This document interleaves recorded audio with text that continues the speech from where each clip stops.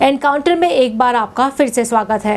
2G घोटाले में भी आपने PIL सुप्रीम कोर्ट में इसको लेकर फाइल की थी। आपको नहीं लगता कि केंद्र सरकार कहीं ना कहीं चिदम्बरम को पूरी तरीके से बचा रही, क्योंकि आप ही ने उजागर किया था कि चिदम्बरम का किस तरह का रोल रहा है? जी, वो तो कोर्ट ने भी माना है कि चिदम्बरम और राजा ने मिलकर के फैसला किया, लेकिन कोर्ट ने मुझसे कहा कि आप ये सिद्ध करो कि वो आपराधिक मंशा से किया।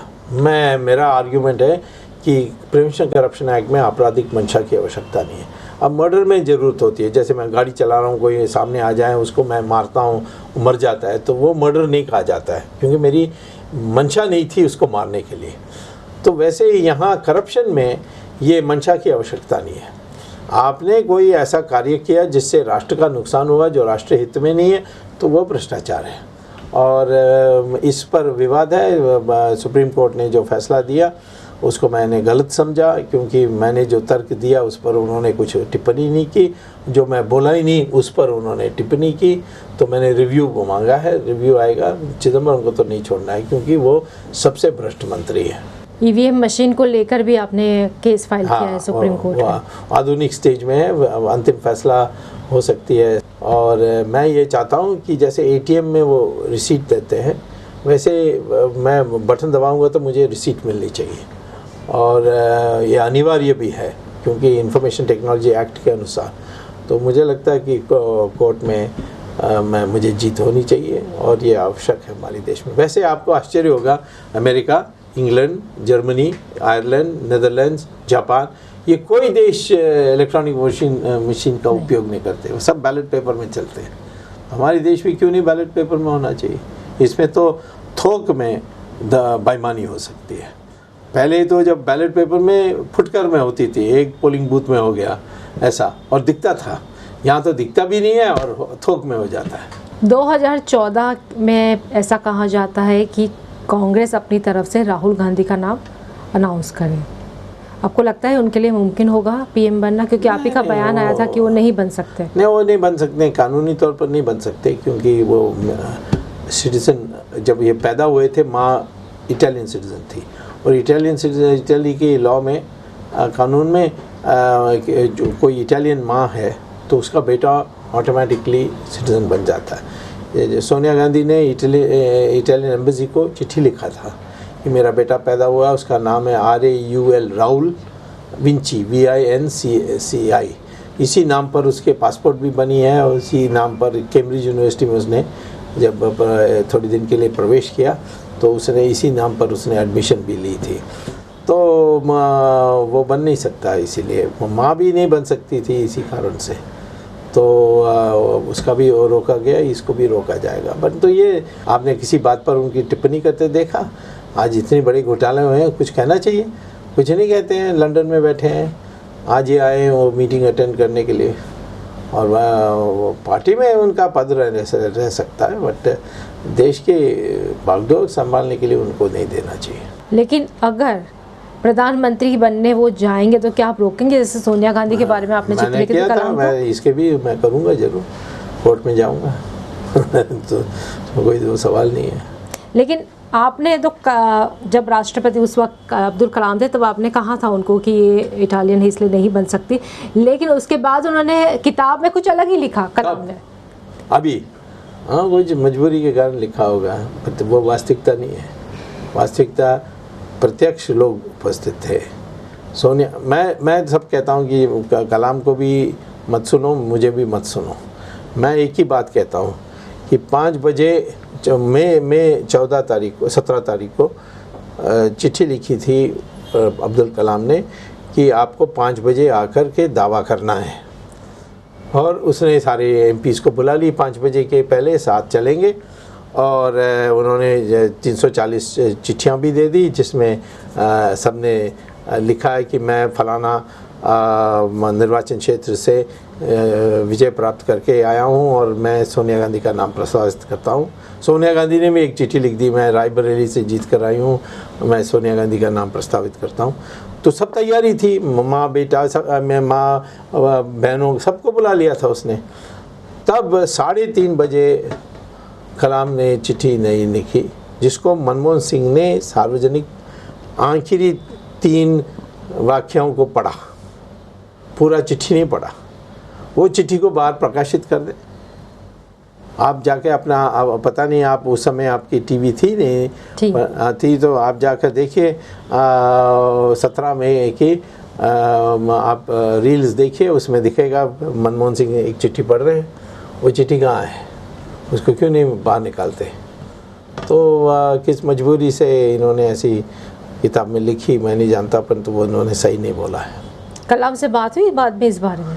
नहीं, बात नहीं हुई। इसके पुस्तक पढ़ने के बाद तो हमें लगा कि पॉइंटलेस है बात करने के लिए। प्रधानमंत्री तो आपके अच्छे मित्र रहे। हाँ, मैं जो अच्छे मित्र बहुत मानता हूँ उसको।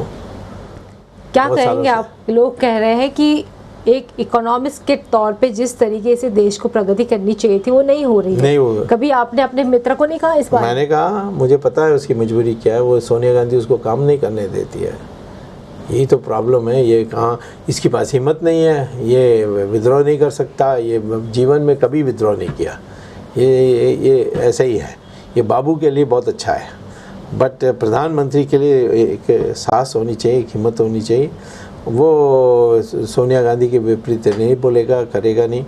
और जब भी कुछ फैसला करता है तो सोनिया गांधी उसको उल्टा कर देती है। जैसे स्पेक्ट्रम को नीलाम करने के लिए उसने राजा को लिखा, सोनिया गांधी ने राजा का कहा नहीं करने की ज़रूरत है। कोयले में भी ऐसे ही किया।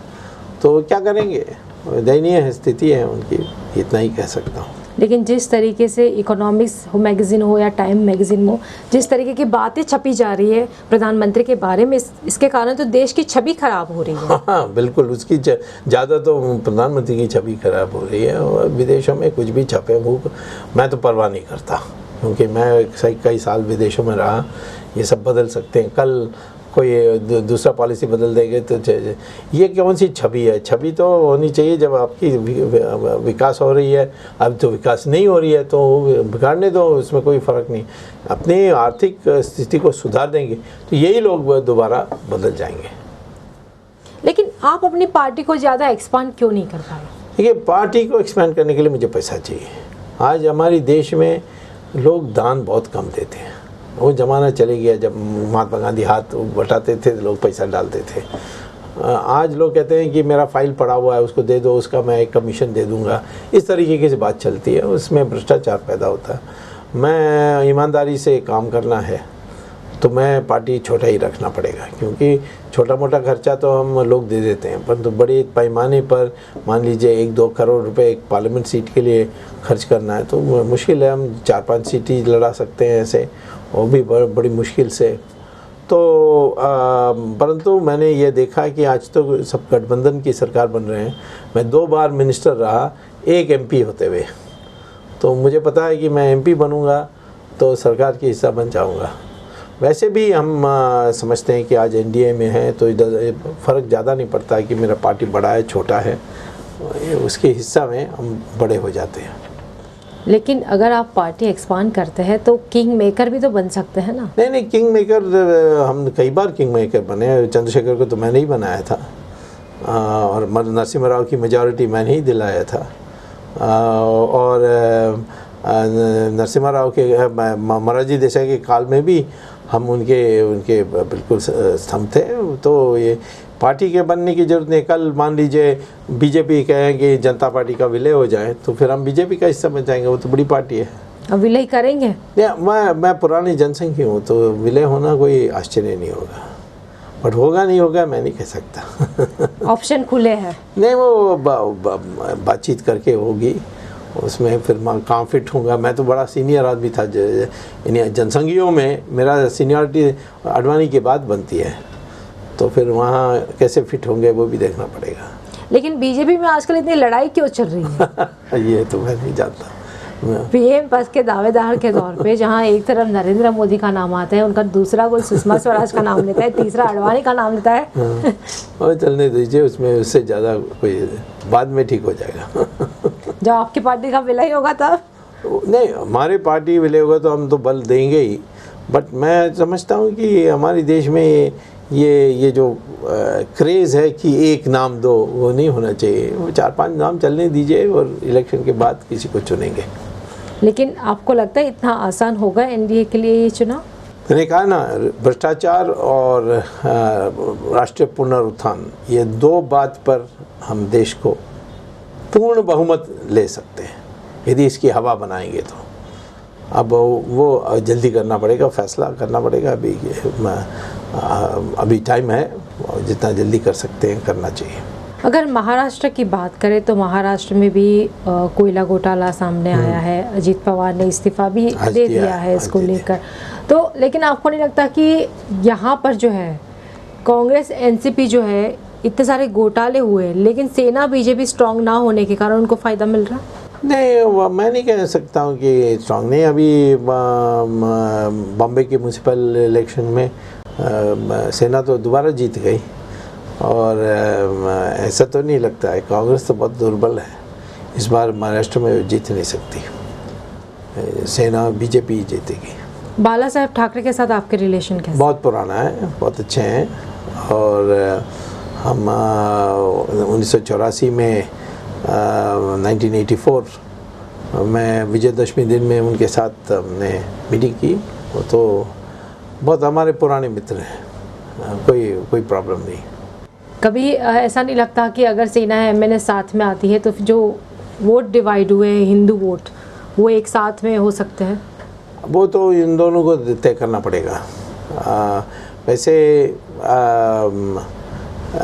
जो राज ठाकरे की बात है, मैंने जो समझा है उससे तो लगता है कि वो यानी बाकी सब इश्यूज़ में वो राष्ट्रवादी स्टैंड लेते हैं, पर एक स्टैंड है, वो कहते हैं कि यूपी में से 7-8 प्राइम मिनिस्टर आए हैं, परंतु उनके लोग हमारे ही प्रदेश क्यों आते हैं? हमारे लोग उसके प्रदेश जाना चाहिए, ऐसा यूपी डेवलप होना चाहिए। और फिर वो ये भी कहते हैं कि जो कई वहाँ के 2-3 डिस्ट्रिक्ट से ऐसे लोग आते हैं जो क्रिमिनल एक्टिविटीज़ यहाँ करते हैं, तो वो उनका कोई ऐसा कोई पृथकवाद का माइंड नहीं है। वो ज़्यादातर महाराष्ट्र की जनता की कोई उनका जो मूल बात है उसको रखने के लिए है। वो ये भी नहीं कहते हैं कि मद्रासी होना नहीं चाहिए, क्योंकि मद्रासी गुजराती, वो कहते हैं कि यहाँ वो हमारे कंट्रीब्यूट करते हैं। यूपी से उन्होंने निशाना इसीलिए बनाया है क्योंकि इस 2 कारण से कि हम प्राइम मिनिस्टर्स यूपी में बनाते हैं और उनके लोग यहाँ नौकरी के लिए आते हैं, और वहाँ से ऐसे एलिमेंट्स भी आते हैं जो क्रिमिनल हैं, तो उनकी बात को अकोमोडेट की जा सकती है। स्वामी जी, एनकाउंटर में बात करने के धन्यवाद। तो ये था आज का ये एनकाउंटर। आपको ये कार्यक्रम कैसा लगा हमें जरूर बताइए और देखते रहिए TV9।